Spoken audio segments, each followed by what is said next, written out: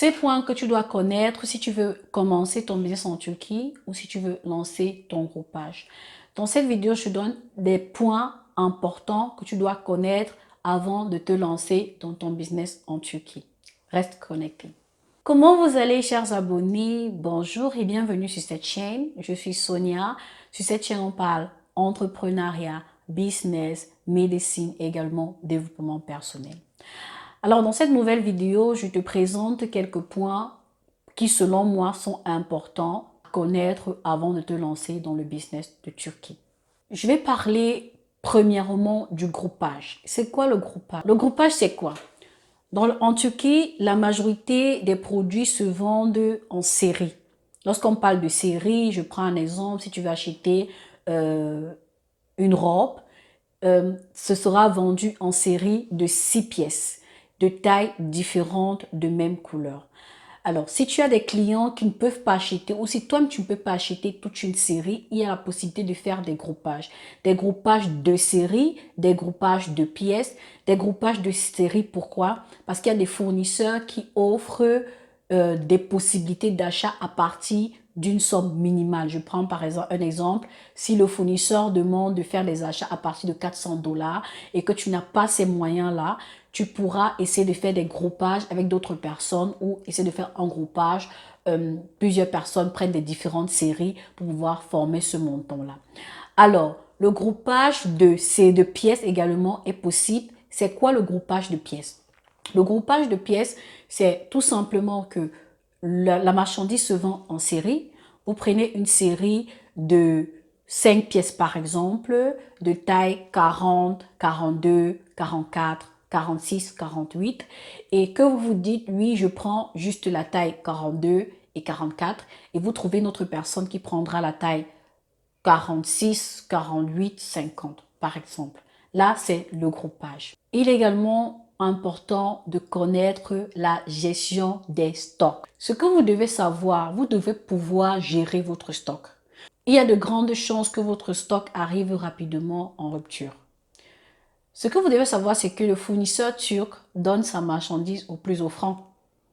Vous pouvez contacter le fournisseur et vous souhaitez, en fait, vous recevez un catalogue de pièces et vous souhaitez passer la commande une semaine après. Ou vous dites au fournisseur, je viens une semaine après passer la commande. Il ne vous garantit en rien qu'une semaine plus tard, le produit sera disponible.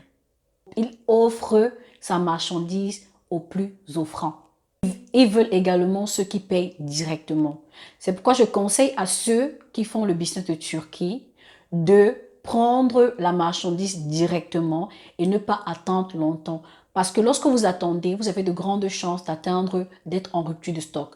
Lorsque vous avez des clients, par exemple, à qui vous avez proposé vos marchandises, pour moi, c'est primordial de rappeler à ces clients-là qu'il y a une possibilité lorsqu'ils perdent le temps, lorsqu'ils patientent, que ce produit ne soit tout simplement pas disponible parce que soit ça arrive en rupture de stock, soit le fournisseur a revu. Lorsqu'un stock se termine, il n'y a pas d'assurance que ce produit reviendra d'ici une semaine, 2 semaines, 1 mois, 3 mois en stock.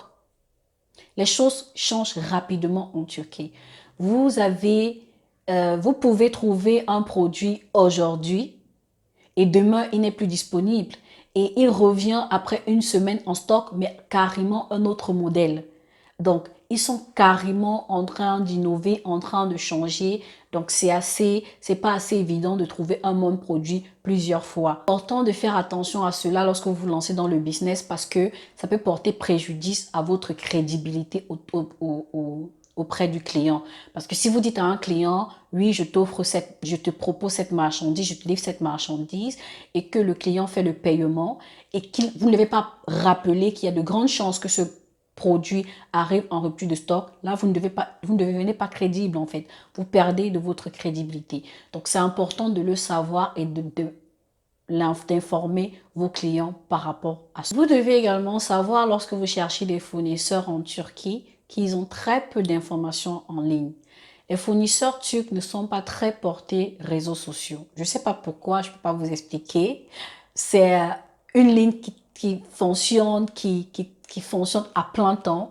mais ce sont des personnes qui vraiment ne sont pas portées réseaux sociaux. Vous pouvez trouver un fournisseur en ligne, il y a son adresse, mais vous allez sur place et cette adresse n'existe pas, cette adresse n'est pas localisée. En fait, vous ne le retrouvez pas tout simplement parce qu'il ne prête pas attention à ce genre de détails-là en fait. Donc, c'est également ce que vous devez savoir lorsque vous décidez de vous lancer dans le business en Turquie, c'est que vous pouvez trouver un fournisseur, mais vous n'avez pas autant d'informations sur ce fournisseur. C'est pourquoi je conseille à ceux qui veulent se lancer dans le business en Turquie, il y a des personnes qui offrent des formations, il y a des personnes qui vendent des listes de fournisseurs, par exemple. Moi, ce que je conseillerais à ces personnes-là, c'est d'aller vers ces personnes-là, soit de prendre la liste des fournisseurs, soit de prendre une formation qui vous permettra d'avoir assez d'éléments sur le. Ce que vous devez également savoir avant de vous lancer dans le business en Turquie, précisément pendant cette période de confinement, de crise sanitaire, c'est que le transport peut avoir du retard.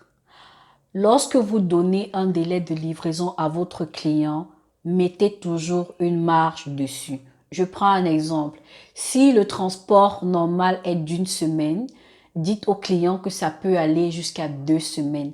Parce que nous accusons ces derniers temps un grand retard dans les livraisons des produits. De un, à cause de la crise sanitaire, également à cause des changements de règles, de douane dans différents pays, ce qui fait qu'il y a beaucoup de retard dans la marchandise. Vous devez savoir ça, vous devez déjà vous préparer en conséquence et savoir ce que vous allez dire à votre client à ce moment-là. Le retard ne dépend pas de l'intermédiaire. Je profite de cela pour... parler à toutes ces personnes qui travaillent avec nous pour les remercier de leur patience, pour leur remercier de leur compréhension parce que nous avons accusé des retards ces derniers temps, surtout la période des fêtes, des retards de marchandises, des marchandises qui sont arrivées après 1 mois, des marchandises qui sont arrivées après 2 mois. Nous avons carrément dû rembourser certains clients parce que tout simplement leur marchandise n'est pas arrivée à temps et ça fait beaucoup de pertes au niveau, voilà, beaucoup de pertes chez certaines personnes. Donc j'aimerais vraiment, nous aimerions nous excuser et nous vous remercions vraiment énormément, mon équipe et moi, on vous remercie pour votre compréhension. Donc je reviens sur le point intermédiaire. Le retard ne dépend pas de l'intermédiaire. Le retard des livraisons dépend de la société de transport. Parce que ce que vous devez savoir, c'est que ces sociétés de transport travaillent en groupage. C'est-à-dire, ils regroupent beaucoup de produits avant de les envoyer. Donc, également, ça dépend de la compagnie aérienne. Parfois, ils peuvent transporter ces produits, parfois ils les gardent encore en stock et les livrent plus tard. Vraiment, c'est un domaine que je ne connais pas précisément, mais d'après mon expérience, ça ne dépend pas de nous, ça ne dépend pas des intermédiaires, ça ne dépend pas des fournisseurs, ça dépend tout simplement de la société de transport. Également, avec les nouvelles mesures barrières, c'est devenu encore compliqué. Il est important également lorsque tu décides de te lancer dans le business de Turquie de savoir comment fixer ton prix. Alors là, c'est très important. Guys, ouvrez bien les oreilles. J'ai des clients qui ont fait cette erreur-là, qui ont commis cette erreur et qui sont allés à perte parce qu'ils n'ont pas su fixer leur prix. Important de savoir, le prix que vous recevez des fournisseurs, des groupes WhatsApp, c'est un prix hors taxe, c'est-à-dire le prix sans frais de transport. Ensuite, va s'ajouter à ce prix-là les frais de transport vers votre pays. Donc, lorsque vous fixez votre prix, tenez compte du prix d'achat, du prix de transport et de votre marge de bénéfice. Je connais des clients qui ont acheté une marchandise à 5 000 francs et ont proposé au client à 6 000 francs. Vous allez à perte. Vous allez à perte. Parce que la marchandise que tu achètes à 5 000 francs, admettons que le kilo soit 6 000 et que cette marchandise pèse demi-kilo. Dans tous les cas, tu vas payer 1 kilo. Donc, tu vas payer la marchandise à 5 000, ajouter 6 000 prix du transport, ce qui te fera 11 000. Tu devras ajouter maintenant ta marge de bénéfice et revendre ce produit soit à 14 000, à 15 000 pour avoir ton bénéfice. Là, je parle du cas où tu as acheté une pièce et que tu as payé le kilo pour l'envoyer. Maintenant, naturellement, lorsque tu payes en grande quantité, le poids du transport ne se fait pas vraiment ressentir. Mais il est important, avant de fixer tes prix, d'avoir ces éléments-là pour ne pas tourner à perte. Donc, le prix du produit, le prix du transport et naturellement toutes les autres dépenses qui s'y ajoutent. Tu dois également connaître le terme intermédiaire. Je ne fais que parler de je fais qu'utiliser ce terme sur ma chaîne, mais on dit la répétition est la mère de la science. Alors, l'intermédiaire, c'est qui? L'intermédiaire, c'est cette personne-là qui est le relais entre toi et le fournisseur. Cette personne-là qui communique avec le fournisseur et avec toi. Cette personne-là qui peut être chargée de faire des achats pour toi. La majorité des personnes que vous allez trouver, des personnes qui vendent en ligne, dans des groupes WhatsApp, sont encore comme des sortes de runners ou des sortes d'intermédiaires. La majorité des personnes qui ont des groupes de vente en ligne sont pour la plupart des intermédiaires, des personnes qui font des achats pour vous et voilà, des achats pour vous et vous revendre. Mon équipe et moi, nous travaillons avec des intermédiaires. Nous avons je profite pour dire à ceux qui souhaiteraient travailler avec moi que nous avons la possibilité de faire des achats pour vous. Nous ne sommes pas des fournisseurs. Je rappelle encore, s'il vous plaît, nous ne sommes pas des fournisseurs, donc nous ne vous fournirons pas de produits au prix d'usine.